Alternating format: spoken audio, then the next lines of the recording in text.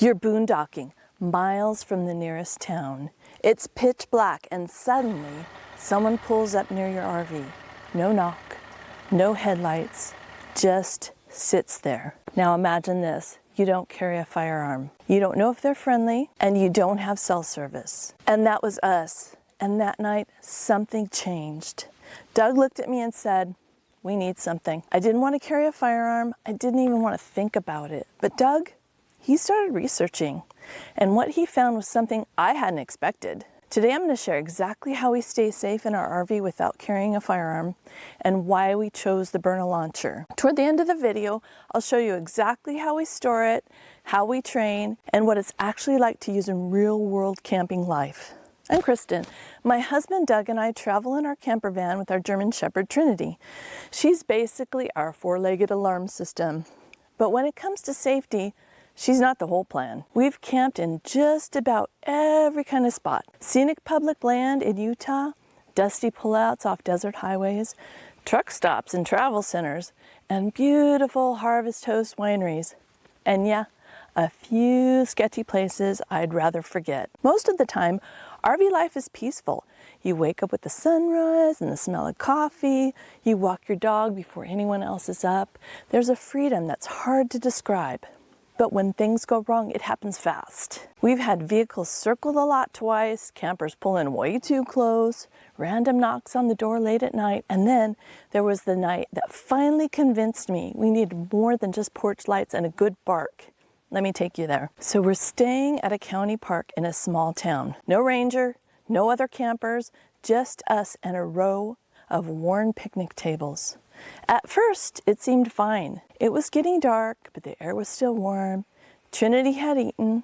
Doug was making something on the Blackstone.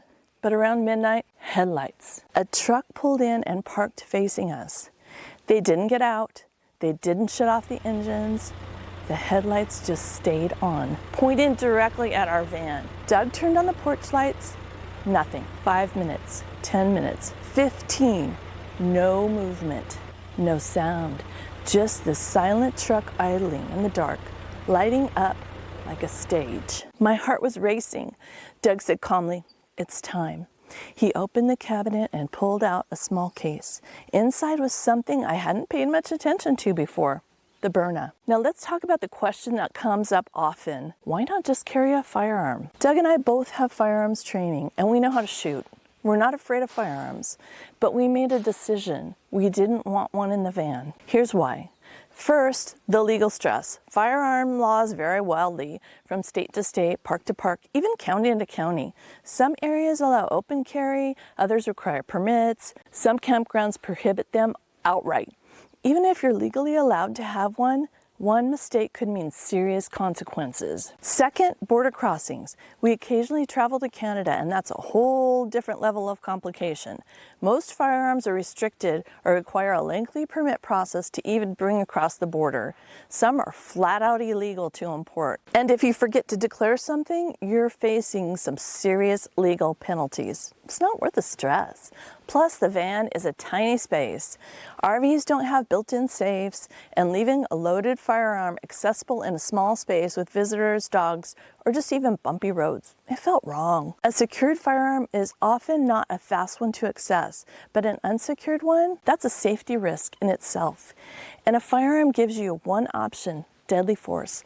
That's not always what the situation calls for. Maybe someone's drunk, maybe they're lost, maybe it's a misunderstanding. We didn't want to be in a position where the only choice would have life-ending consequences. Doug was the one who first said it. I want something I can use without ending someone's life. And so he went looking, and that's when he found the Byrna. The Byrna launcher looks like a firearm, but it's classified as less lethal. It uses compressed CO2 to shoot pepper rounds, kinetic rounds, or what they call max projectiles, a blend of tear gas and pepper. Doug showed it to me online first. I had questions. Would it really stop someone? Is it just a gimmick? What if I just didn't like it? I wasn't sure what to expect. So Doug bought it quietly, no big announcement. When it arrived, he unpacked it like it was a tool, not a weapon. No drama, no bravado, just something we needed to try. He loaded it, practiced, explained how it worked. I watched. I asked more questions. Eventually I tried it too, and something clicked. No recoil, no explosion, just a powerful controlled pop. It didn't feel scary, it felt empowering. Here's what we love about the Byrna as RV travelers: the distance. It works from 30 to 60 feet. You don't have to wait for someone to be at your door. It's a deterrent. It looks like a firearm. That alone may stop someone before you even use it. It's non-lethal. If someone's drunk, confused, or mistaken, you don't escalate into something irreversible. No permit is required in most states. You can cross state lines without worrying about registration or concealed carry laws, and it's easy to use solo. I can use it without Doug. I know how to load it, arm it, and fire it under pressure. It's easy to store. We keep it in a padded case by the bed, always the same place, ready if we need it. Now let's talk about logistics, because this matters. We store the Byrna loaded with the safety on, in a small hard-sided case with extra CO2 cartridges and a second magazine. It lives right by the bed, hidden but reachable. And here's the most important part. We practice. Doug set up inert training rounds and we ran through different drills. Wake up, grab the case, flip the safety, aim and fire. We do it every few months just to stay sharp, like checking your smoke detector. It's simple, but it matters. No tool is perfect. Here's what we learned. CO2 can drain over time, so check your cartridges and don't leave them punctured. We swap them out regularly. There are legal gray zones. While the Byrna isn't a firearm federally, some states or cities might have rules, so always check. It's not a shield. You still need awareness, lights, locks, and plans. And that's why we use it as part of a full safety system. Motion lights outside, Garmin inReach for emergency, and of course Trinity, the best deterrent of all. Back to the truck. It's still there. Headlights on, engine running. Doug stands near the door, Byrna in hand. I sit on the bed, Trinity pressed against my legs. We don't speak, just wait. Finally, after maybe 20 minutes, the truck slowly reverses, turns, and drives off. No confrontation, no answers, just gone. But that night rewired something in me. It wasn't about fear, it was about readiness. Doug bought the Byrna SD Ready Kit. It came with everything we needed to get started. The launcher, 2 magazines, a mix of practice and pepper rounds, several CO2 cartridges, and a padded hard case. We liked that it wasn't overwhelming. I felt like it was a complete starter setup without being tactical or complicated. You don't have to be a gearhead to understand how to use it, and that mattered to me. We also added some extra kinetic rounds to our kit.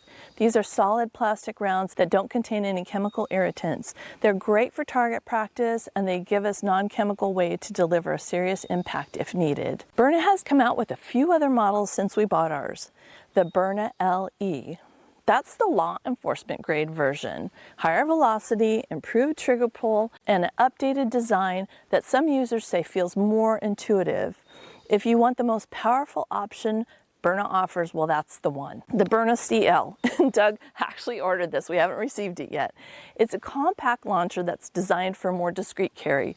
It's lighter, smaller, and easier to store in tight spaces. Great for purses, glove compartments, or limited RV storage. If you have small hands, you might like it better. Doug's been eyeing the LE. He likes the idea of having extra power and improved accuracy. And then I was more tempted by the CL because it's smaller and lightweight. I can put it in my purse and on this tactical belt that I bought for myself. Honestly, we're gonna end up with both. And here's a small but important tip. Get extra CO2 cartridges. They're cheap, they're lightweight, they're easy to stash in your rig.